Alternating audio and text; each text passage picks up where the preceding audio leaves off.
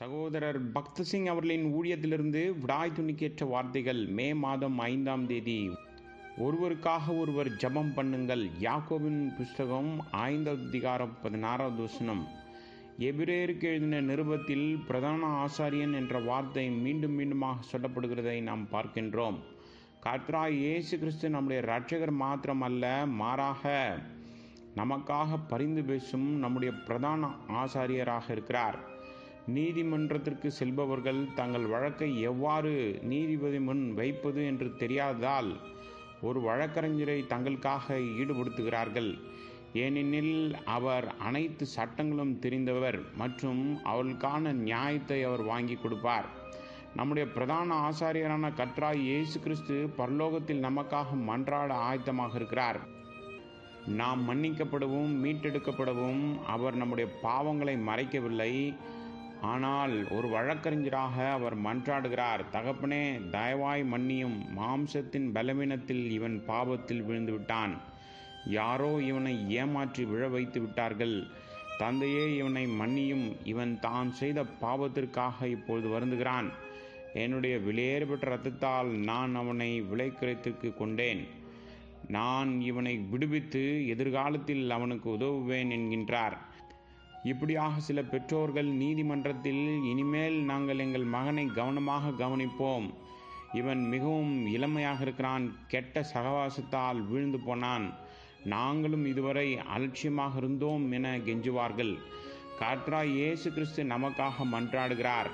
பின்னர் ஜெயம் கொள்பவர்களாக மாற நமக்கு உதவுகிறார்.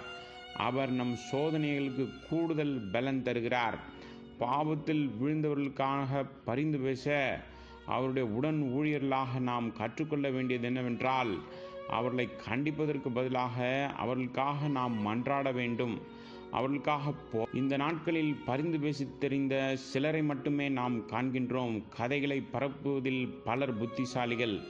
அவர்கள் நினைக்கிறார்கள் அவர்கள் கதைகளை சொல்லிக்கொண்டே இருக்க வேண்டும் என்று.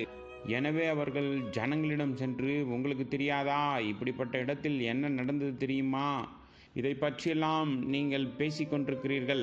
அவர்கள் அதை மிகவும் சுவாரஸ்யமாக செய்து சிறிய உப்பு மற்றும் மிளகுகளை சேர்த்து எல்லாவற்றையும் சொல்கிறார்கள். அவர்கள் வீடு வீடாக செல்கிறார்கள். இது அவர்களின் தொழில். விசுவாசிகளாகிய நாம் மற்றவர்களுக்காக பரிந்து பேச வேண்டும்.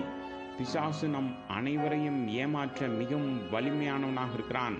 நான் ஒருபோதும் விழமாட்டேன் என்று யாரும் சொல்ல முடியாது. ஏனென்றால் பிசாசு மிகவும் புத்திசாலி. சில நேரங்களில் ஜனங்கள் தங்கள் குளியலறையில் ஒரு சோப்பின் மீது தெரியாமல் தங்கள் கால்களை வைத்து அவர்கள் கீழே விழுந்து கால்களை முறித்து கொள்கிறதை நாம் பார்க்கின்றோம். இது ஒரு சிறிய அலட்சியத்தால் ஏற்படுகிறது. இப்படிதான் விழ வைத்து பாவம் செய்ய வைக்கின்றான். கலாத்திற்கு எழுதின புஸ்தகம் 6வது அதிகாரம் 1 மற்றும் 2வது வசனத்தில், சகோதரரே, ஒருவன் யாதொரு குற்றத்தில் அகப்பட்டால் ஆவிக்குரியவர்களாகிய நீங்கள் சாந்தமுள்ள ஆவியோடே அப்படிப்பட்டவனை சீர்பொருந்த பண்ணுங்கள். ஒருவர் பாரத்தை ஒருவர் சுமந்து இப்படியே கிறிஸ்துவனுடைய பிரமாணத்தை நிறைவேற்றுங்கள். கர்த்தராகிய இயேசு கிறிஸ்துவின் உடன் வேலையாட்களாகிய நாம் மற்றவர்களுக்காக பரிந்து பேச வேண்டும். கர்த்தராகிய இயேசு கிறிஸ்து நம்முடைய பரலோக ராஜா. ஆனால் யோவான் சுவிசேஷம் 13வது அதிகாரம் 4 மற்றும் 5வது வசனத்தில், கர்த்தர் தம்முடைய சீஷர்களின் கால்களை கழுவுவதற்காக ஒரு சீலை எடுத்து கட்டிக்கொண்டார் என்று சொல்லி நாம் பார்க்கின்றோம். இவ்வாறு அவர்கள் சீஷர்களாக இருந்தாலும் அவளுடைய கால்களை கழுவ வேண்டும் என்பதை அவர் அவர்களுக்கு நினைவுபடுத்தினார். இந்த பொல்லாத உலகத்தில் நாம் கேட்பதாலும் பார்ப்பதாலும் தீட்டுப்பட வேண்டிய கட்டாயத்தில் இருக்கின்றோம் என்று நம் ஆண்டவர் எச்சரிக்கிறார். நாம் ஒரு நாளைக்கு பலமுறை கைகளை கழுவுவது போல கர்த்தராகிய இயேசு கிறிஸ்து நம்முடைய எல்லா அசுத்தங்களிலிருந்து நம்மை தொடர்ந்து கழுவ ஆயத்தமாக இருக்கிறார். நம்முடைய நித்திய பிரதான ஆசாரியரான அவர் பொன் கச்சையை அணிந்துள்ளார். மேலும் நமக்காக பரிந்து பேசவும் ஜெபிக்கவும் ஆயத்தமாக இருக்கிறார். அவருடைய உடன் ஊழியர்களாகிய நாமும் இதே ஊழியத்தை செய்ய வேண்டும்.